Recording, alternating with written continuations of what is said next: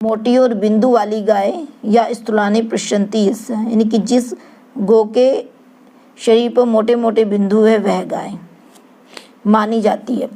अब जो व्याकरण का ज्ञाता नहीं वह स्वर से स्थूल प्रस्तुति का निर्णय नहीं कर पाएगा और व्याकरण स्वर देखकर अर्थ का निर्णय करेगा। यदि स्थूल प्रस्तुति में पूर्व पद स्थूल का प्रकृति स्वर होगा तो बहुब्रीहि समास बनेगा, और समास तोदात्तत्वम तो तत्पुरुष समास होगा। अब व्याकरण के जो 13 प्रयोजन हैं वो देखते हैं। गुण ते उसराहा एक देते थे, ते सुराहा ते सुरा देते थे, इन्होंने ही हे हर्रे हे अर्यः के स्थान पर हेले हेले का उच्चारण किया और ये पराभाव को प्राप्त, इसलिए ब्राह्मण को मल्लेक्ष अर्थात अपशब्द का भाषण नहीं करना चाहिए। दूसरा है द्वितीय दुष्टः शब्दः, तो दुष्टः शब्दः स्वरतो वर्णतो वा मिथ्या प्रयुक्तो नात्र मतवा सा वाग्व्रजो यजमानम हिनस्ति यथेन्द्र शत्रुः स्वरतो पराधात्।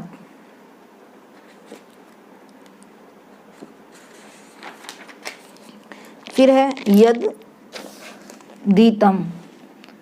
धीतम विगातम निग देनेव शब्दाते अग्नना विव शुकंदो न तज्ज्वलति क्रेचित यस्तु प्रयुडंते। कहा दोषः, तो वाग योग विदेव।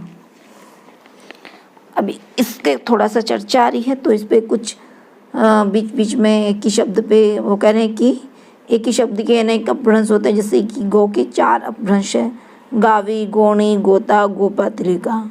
तो यो वाग्यो विगदम क्या अज्ञानतस्य शरणम।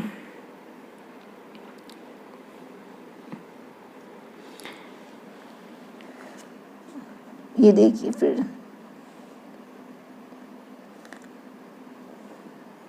5वां है अविद्वांसः विभक्ति कुर्वन्ति याज्ञिका पठन्ति प्रियाजसा विभक्तः कहा कार्यः इति। यो वा इमाम, तो यो वा इमाम पदशः स्वर शोरक्षरशः वाचम विदधाति सा आर्तिविजीर्णो भवति। आर्तिविजीर्णो का अर्थ यजमान। फिर है चत्वारी। अब वो चत्वारी क्या है, इससे क्वेश्चन बनता है, पढ़ते हैं एक बार। चत्वारी श्रृंगा त्रयो अस्ये पादा द्वे शीर्षे सप्तहस्तासो हस्ताशो अस्य त्रिदबदो रो वृति महो देवो मृता आविषेक। चत्वारी श्रृंगारी 4 पद है। देखो नाम आख्यात उपसर्ग निपात। अब नाम जो परा और इसके प्रकांतर दिए गए, जो नाम है वो परा है और सुबंत है। आख्यात पश्यन्ति तिगंत, उपसर्ग मध्यमा ये उपसर्गी है। निपात वेखरी अर्थात निपात। त्रयपाद 3 पाद, वो पाद कौन से, वो 3 काल हैं हमारे भूत भविष्य वर्तमान। और द्वेशीष है 2 प्रकार के नित्य और अनित्य। सप्तहस्ता 7 प्रकार की विभक्ति प्रथमा इत्यादि। त्रयबधा 3 प्रकार का स्थान, उर्षि छाती कंठ और शीर स्थिति माथे पर बंधा हुआ। वृषभवृषनाथ रोरवीति शब्द करोति, शब्द करता है।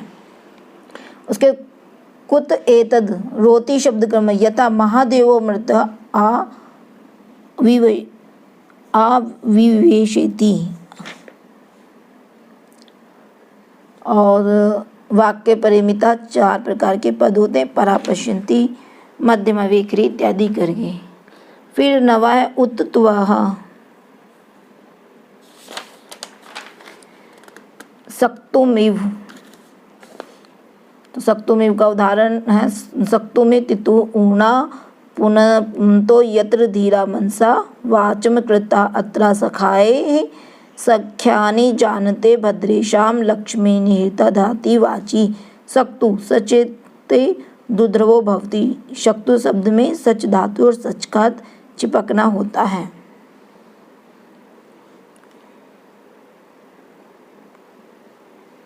इसमें एक एक शब्द का इन्होंने अर्थ बताया गया है। सारस्वितम दशम्याम पुत्रस्य, तो कह रहे हैं कि दशम पुत्र से कालम पुत्र से जात से नाम पहला जो कैसा होना चाहिए, उसका व्यंजन घोष होना चाहिए और मध्य का अंत्यस्था, और नाम जो प्रारंभ है वृद्धि संज्ञा से शुरू होना चाहिए। त्रिपुरुषानुकमन प्रतिष्ठम पिता पितामह प्रपितामह पर देवताओं का नाम होना चाहिए।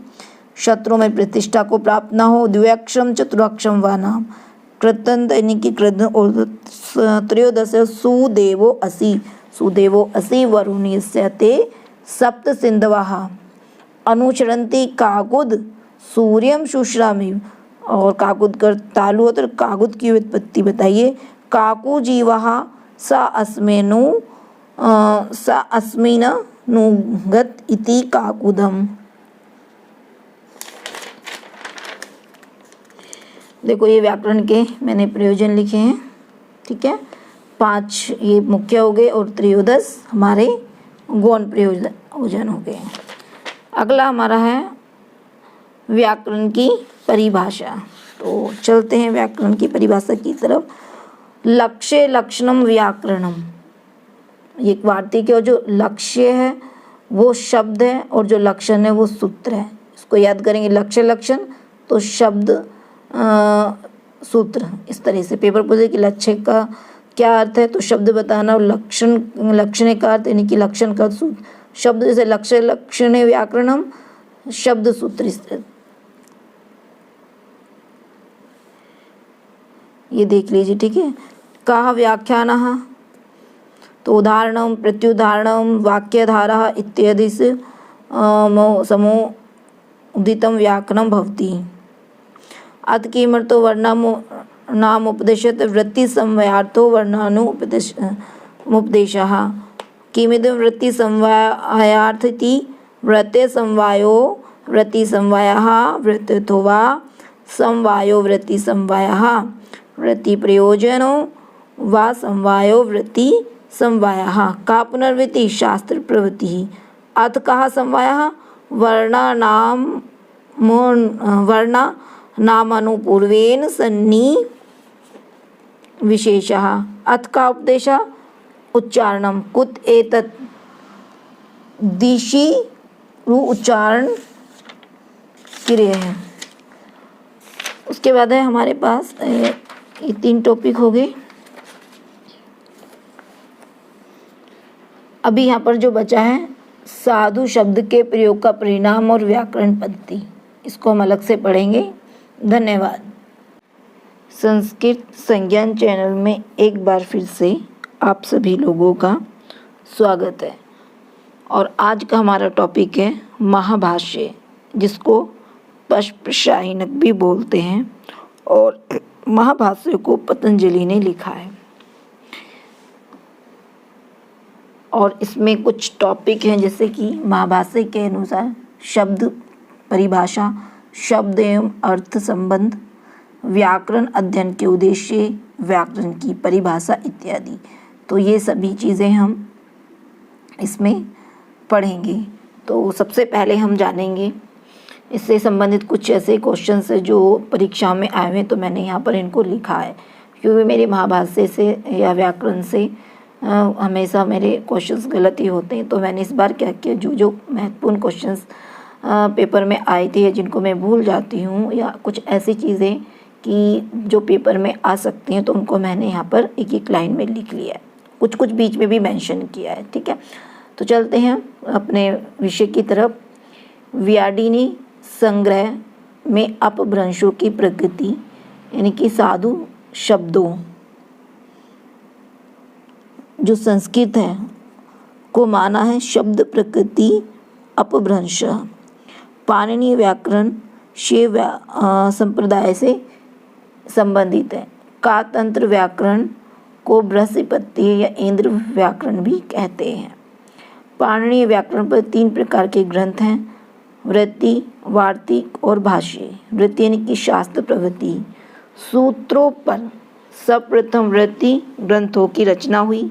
वार्तिक का लक्षण वृत्ति व्याकरणम वार्तिकम। भाष्य का आक्षेपय भाषणाद भाष्यम, ये काव्य मीमांसा में आया है। अष्टाध्यायी की देखो वृत्तिकार कौन कौन है अष्टाध्यायी पर। पाणिनि, शवभूति, व्याडी, कुर्णी, माथुर, वररुचि, देवनंदी, चुल्लीभट्ट, निर्लुट, चूर्णी, जयादित्य, वामन, इतने सारे नाम में हैं। देखो मैंने सब कुछ में लिखा है। विश्वेश्वर सूरी, गोकुलचंद, औरंभट, दयानंद सरस्वती, नारायण, सुधी, रुद्रधर, और भी देखो सदानंद नाथ इत्यादि, ये हमारे अष्टाध्यायी के वृत्तिकार हैं। अब काशिका के व्याख्याकार, अष्टाध्यायी की प्राचीन जो वृत्ति है वो काशिका है, और काशिका के ही ऊपर जिनेंद्र बुद्धि, इंदुमित्र, विद्यासागर मुनि, हरदत्त प्रभृति ने अनेक व्याख्या ग्रंथ लिखे। शब्द कौस्तुभ को भट्टो दीक्षित ने लिखा, और शब्द कौस्तुभ पर 7 विद्वानों ने व्याख्या ग्रंथ लिखे। प्रक्रिया ग्रंथ, यह वृत्ति ग्रंथ से संबंधित है। इसमें पाणिनीय सूत्रों को शब्द प्रक्रिया अनुसार निबद्ध करके सूत्रों की व्याख्या और प्रयोजन बताया है। अब ये प्रक्रिया ग्रंथ कौन से हैं इसको देखेंगे, मतलब किस किस ने लिखा। धर्म कीर्ति ने लिखा है रूपावतार, ये सारे ग्रंथ क्या है, प्रक्रिया ग्रंथ। विमलमती ने रूपमाला, रामचंद्र प्रक्रिया कौमुदी, भट्टो दीक्षित सिद्धांत कौमुदी, नारायण भट्ट प्रक्रिया सर्वस्व, वरदराज लघु सिद्धांत कौमुदी।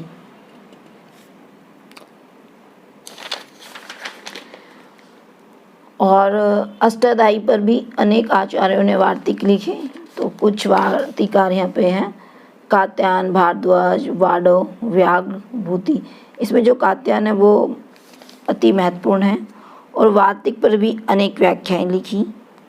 और वार्तिक के जो भाष्यकार हैं वो हेलाराज, राघव सूरी, राजरुद्ध। महाभाष्य में 2 स्थानों पर उक्तो भाव भेदो भाष्य आया है। महाभाष्य में महत विशेषण आया है, और महत से 2-2 प्रकार के ग्रंथ अभिप्रेत माने गए हैं। और महाभाष्य में गौनदे, कुनरवाडो, भवंत, गौणी का पुत्र, सूर्य भगवान इत्यादि आचार्यों का उल्लेख हुआ है। पाणिनि व्याकरण पर एक ही भाष्य है, और वह है महाभाष्य, जो कि पतंजलि ने लिखा है। विपुल काय होने के कारण, यानी कि बड़ा होने के कारण इसको महाभाष्य कहा गया। अब देखो यहाँ पर महाभाष्य के व्याख्याकार भर्तृहरि, केयट, पुरुषोत्तम देव। केयट ने एक प्रदीप टीका लिखी, ऐसे यहाँ पर बहुत सारे हैं देखिए।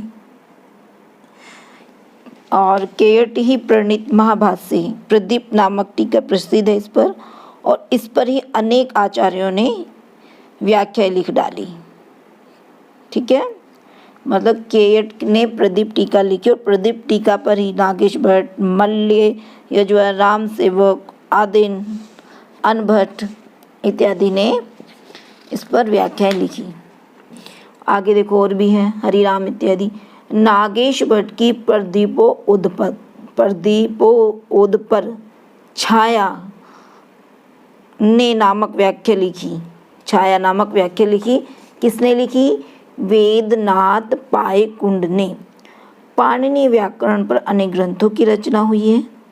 देखो संग्रहनामा, और ये एक दार्शनिक ग्रंथ है, और इसमें 1 लक्ष यानी कि 1 लाख श्लोक हैं, और किसने लिखा है? व्याड मुनि ने। फिर आता है वाक्य पद्यम, जो कि 3 कांडों में विभक्त है, और भर्तृहरि ने लिखा है। प्रथम 2 कांडों पर ही इन्होंने स्वयं ने सोपग विवरण एक टीका लिखी, और इसके कुछ वाक्य पद्यम से में जो ब्रह्म कांड है वो हमारे पाठ्यक्रम में समाहित है। अष्टाध्यायी में के 4 खिलपाठ मिलते हैं: धातु, गण, उणादि, लिंगानुशासन और धातु पाठ के व्याख्याकार। अभी तो क्या पढ़ रहे थे हम? अष्टाध्यायी के खिलपाठ 4, मतलब धातु पाठ, गण पाठ, उणादि पाठ और लिंग क्या कहलाते हैं? खिलपाठ। अब धातु पाठ के व्याख्याकार, ये देखो देव, हरियोगी, सुनाग। फिर गण पाठ के व्याख्याकार, फिर उणादि पाठ, देखो ये 2 भागों में विभाजित है, दशपादी और पंचपादी। इसके जो व्याख्याकार हैं 2 अज्ञात कृतक हैं, प्रसाद नामनी प्रक्रिया कौमुदी, पंचपादी की व्याख्याएं। ये देखो पंचपादी की, दामोदर गोवर्धन इत्यादि। फिर लिंगानुशासन पर लिखी व्याख्याएं, वो 6 व्याख्याएं भट्टो दीक्षित द्वारा की। फिर परिभाषा पाठ की व्याख्याएं, और पाणिनि व्याकरण पर ही अनेक काव्य ग्रंथ भी लिखी गई, जैसे जामवती विजय लिखा है पाणिनि ने, स्वर्गारोहण, वरुचि, महानंद, पतंजलि, रावणजूर्णी, भट्ट भूम, भट्टी काव्य भट्टी की, सुभद्राहरण नारायण ने, वासुदेव चरित वासुदेव कवि ने, धातु काव्य नारेरी वासुदेव, और एक और धातु काव्य नारायण कवि, यानी कि 2 धातु काव्य लिखे हैं और दोनों इसके आचार्य यानी कि लेखक अलग अलग हैं। उसके बाद भी अनेक विद्वान हुए ये, ठीक है, पद्मनाथ, वापदेव इत्यादि। पाणिनि तंत्र का यंत्रीकरण करता कौन है? श्री पंडित गुंडेराव हरकारे। अब हम पढ़ते हैं अपने ग्रंथ की तरफ। व्याकरण महाभाष्य प्रथम अध्याय प्रथम पादे प्रथम प्रस्पशाहिनिकम। महाभाष्य में 84 आहीनक जानेंगे सबसे पहले, ठीक है। कितने आहीनक है? 84। प्रथम अध्याय में 9 आहीनक हैं, और प्रथम आहीनक प्रस्तावना के रूप में, जिसको विमर्श, प्रस्पशा इत्यादि कहते हैं, और व्याकरण इसको प्रस्पशाही कहते हैं। कोशकार के अनुसार पशपश का जो अर्थ है वो 3 रूपों में माना जाता है, कि वे प्रस्तावना भी कह सकते हैं, आमुख, भूमिका। अनह निवृत्तम आहीनकम होता है कि जितना एक दिन में पढ़ा जाए वही आहीनक है। तो शास्त्र की प्रतिज्ञा देखो, यहाँ पे शुरू होता है अथम शब्दानुशासनम। यहाँ पर जो अथ पद है वो अधिकार को बता, अधिकार अर्थात प्रारंभ रूप को बताता। ऐसे कई सारे ग्रंथ हैं, उनको हमको याद रखना है कि कहाँ कहाँ पर अथ का अर्थ क्या क्या लिया गया है। अब हमारा पहला टॉपिक है, देखो यहाँ पर शब्द की परिभाषा। ये शब्द की परिभाषा, तो इसी के अकॉर्डिंग हम पढ़ेंगे। चलते हैं शब्द की परिभाषा। यहाँ मैंने क्वेश्चंस लिखे हैं और उसी के अनुसार हमने उत्तर लिखा है। केशाम शब्दा नाम लौकिका नाम वेदिका नाम च, यानी कि कैसे शब्द होते हैं, तो कह रहे लौकिक भी होते हैं और वेदिक भी। तत्र लौकिका स्तावद, बता रहे कि लौकिक कौन कौन से हैं। वो लौकिक 7 प्रकार का होता है। इसको हिंदी भी देख सकते हैं, संस्कृत भी, जैसे गो, अश्व, पुरुष, हस्ती, शकुनी मृगो, यानी शकुनी मृग और ब्राह्मण। अब बताते हैं वैदिक वाक्य। शन्नो देवीभिषते ईशे त्रयोजितवा अग्निमिले प्रोहितम। यानी तो कहने का तात्पर्य है कि लौकिक वाक्य तो लोक में प्रयुक्त होते हैं, और वैदिक वाक्य क्या है? वेद में प्रयुक्त होते हैं। तो वो थोड़े से मतलब कि कठिन भी होते हैं, उनका व्याकरण भी थोड़ा कठिन ही होता है। अब कहने के अथा गोरित्रम का शब्द। उत्तर पढ़ते हैं जल्दी से वो प्रश्न, ठीक है, संस्कृत में। किम यततम सासनालांग गूलकम ककुद्र खुरा विषाणार्थ रूपम सा शब्द। तो फिर वो कहता है कि अच्छा, जो सासना, लिंग, गूलक, ककुंद होते हैं वही शब्द है। तो कहता है कि नहीं, नेत्या द्रव्य नाम तत्व, तो द्रव्य हैं। तो फिर वो बताता है कि द्रव्य का लक्षण यति तदिगिनतः श्रेष्ठम निमि शीतमित मिति सा शब्द। कहता है नेत्या क्रिया नाम वा, फिर क्रिया। यत्र ही तक्षुप्तो नीलः कपिलः कपोत इति सा शब्द। कहने लगे ये तो नहीं, ये तो वही गुण है। तो कहता है कि अच्छा, यत्र ही तदनीषु अभिनम छिन्ने शव विच्छिन्नम सामान्य भूतम सा शब्द। वो तो आकृति होती है। कस्त्री, फिर कहते हैं कैसा शब्द है? तो वो बता रहे हैं ये नो चित्तारेन सासना लंग गूलक गुद खुर विषाणा नाम संप्रत्यो भवती सा शब्द। तो कह रहा है कि जो व्यक्ति गुण, क्रिया और स्वयं गो के से युक्त होता है वही शब्द होता है। अब देखो यहाँ पे अथवा प्रत्येक पदार्थ को लोके ध्वनि ही शब्द इत्युच्यते तदक्ता शब्दम कुरु माँ शब्दम कार्षि शब्द का अर्थ है हम माणवक इति ध्वनिम कुर्वन्ने मुच्यते तस्माद् ध्वनि ही शब्दः। क्या कह रहे हैं कि इसको देखो, जो यहाँ पर था, इसको मैंने थोड़ा सा समझने के लिए ऐसे बनाया है कि जो शब्द कहते हैं वो तो जो पहले बताया था ना कि सासना लंग कुलुक गूलक कंगुत, वो सब क्या है, अपद्रव्य है। तो वो कह रहा अच्छा चलना फिरना इत्यादि क्रिया है, वो उसने फिर बताया कि ये तो क्या है, क्रिया है। फिर उसके बारे में बताया कि भाई नील कपिल ऐसे होती है वो भी, तो कहा नहीं है तो भाई गुण है। और फिर उसके आगे बताते हैं एक और लक्षण देखिए, छिन्ने वक्षिजम सामान्य भूतम, और वह क्या है, आकृति होती है। अब है हमारा अगला टॉपिक, ये शब्द एवं अर्थ। तो टॉपिक के हिसाब से पढ़ेंगे शब्द एवं अर्थ।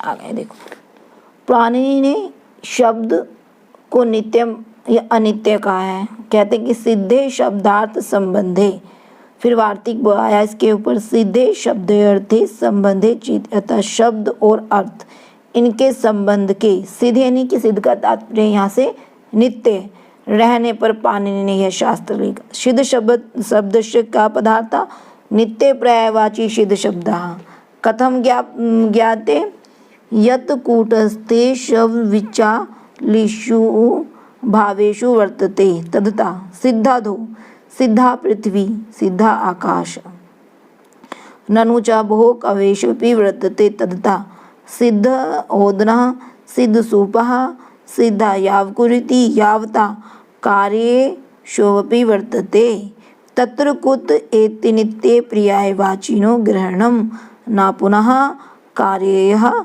सिद्ध शब्द इति।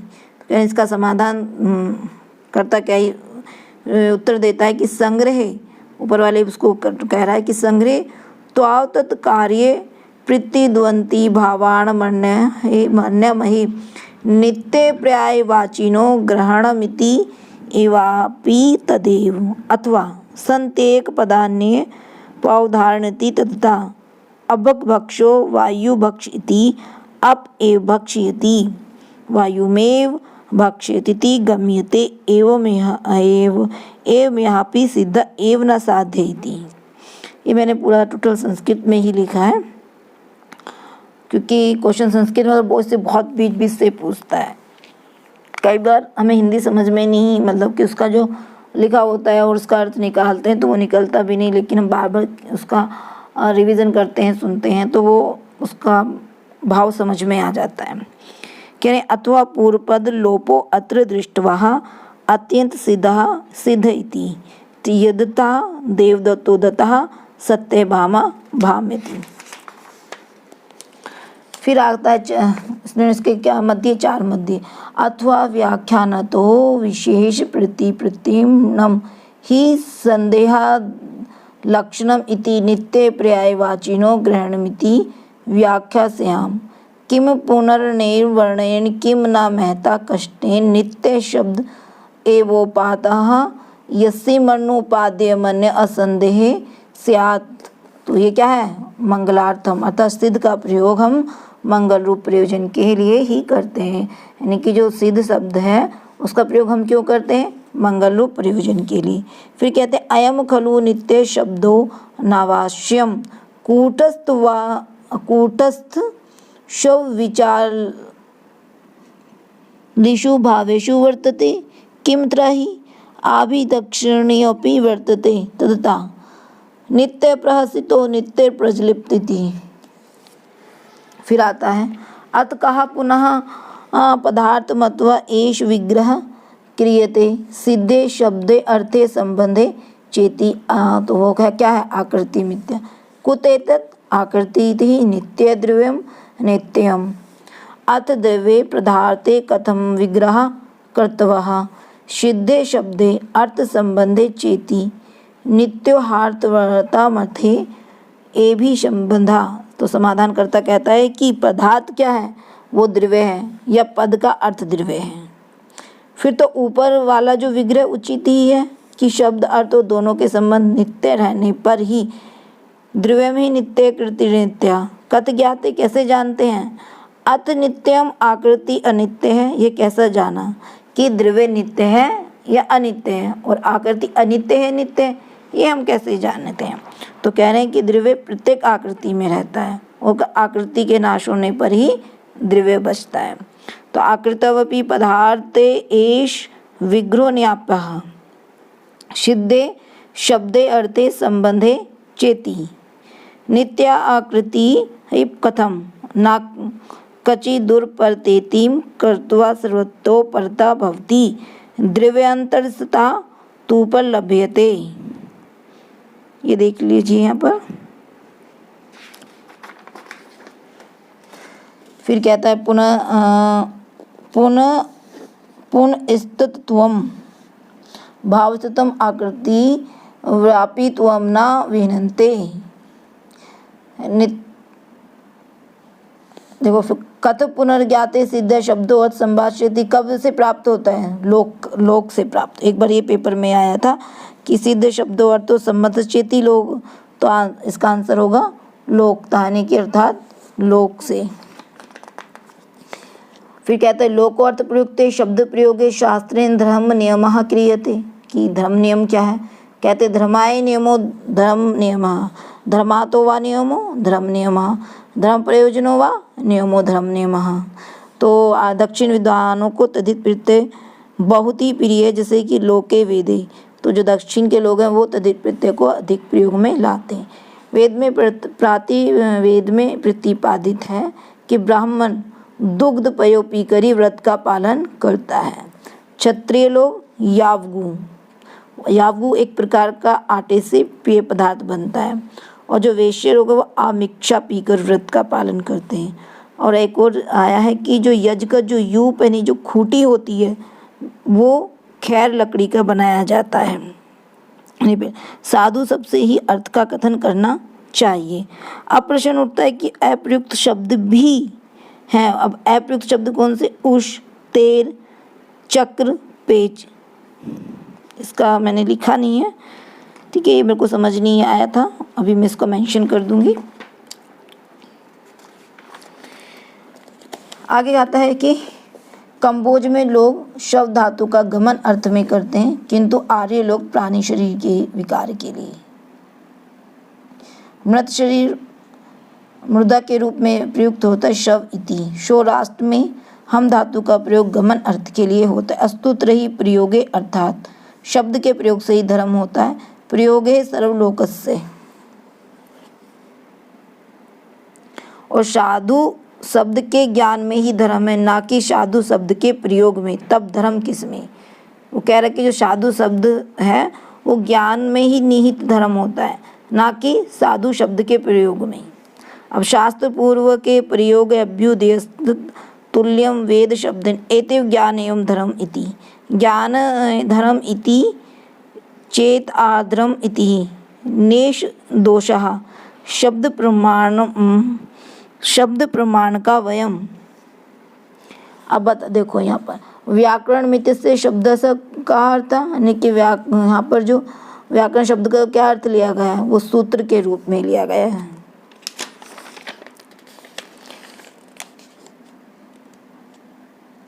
इसके बाद हमारा है, ये भी पढ़ लेते व्याकरण की परिभाषा।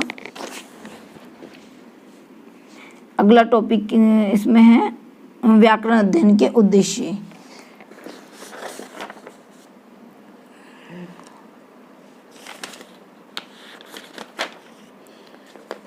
तो व्याकरण अध्ययन के जो प्रयोजन है वो दो प्रकार में विभाजित हैं, मुख्य और गौण। जो मुख्य हैं वो 5 हैं और गौण 13 प्रयोजन हैं। और वो शब्द नवशासन से प्रयोजन हम कौन कौन से बता रहे हैं, अर्थात जो रक्षा आगम वेदों की रक्षा, आगम लघ्वा संदेह प्रयोजनम वेदों की रक्षा, विभक्तियों का परिणाम, आगम सुगमता और संशय रहित, ये व्याकरण के 5 प्रयोजन हैं। अब देखते हैं कि रक्षा क्या होती है। रक्षार्थम वेदानाम ध्येयम व्याकरणम लोपागम वर्ण विकार्यो सम्यग् वेदान परिपालयति। ओह न सर्वे लिंगने च सर्वाभि विभक्ति भेवेद मंत्रा निगतितः। आगम ब्राह्मणे निष्कारणो धर्मः षडंगो वेदोऽधयो ज्ञेयश इति। तो प्रधाने क्या है, प्रधाने च कृतो यतन फलवान भवति लघु पदात् लघुवधम चाधेयम व्याकरणम ब्राह्मण वश्यम शब्दाज्ञेय असंदेह चाधेयम व्याकरणम यागिका पठन्ति स्थूल पश्यति माँ अग्निवारुणी मनडवाही माल भेदेती। अब देखो यहाँ पर जो असंदेह कैसे हो रहा है इसका एक उदाहरण है और ये पेपर में बहुत बार पूछा जाता है। स्थूल प्रश्यति शब्द में संदेह हो जाता है कि उक्त शब्द का स्थूला चाशो पूछती, मोटे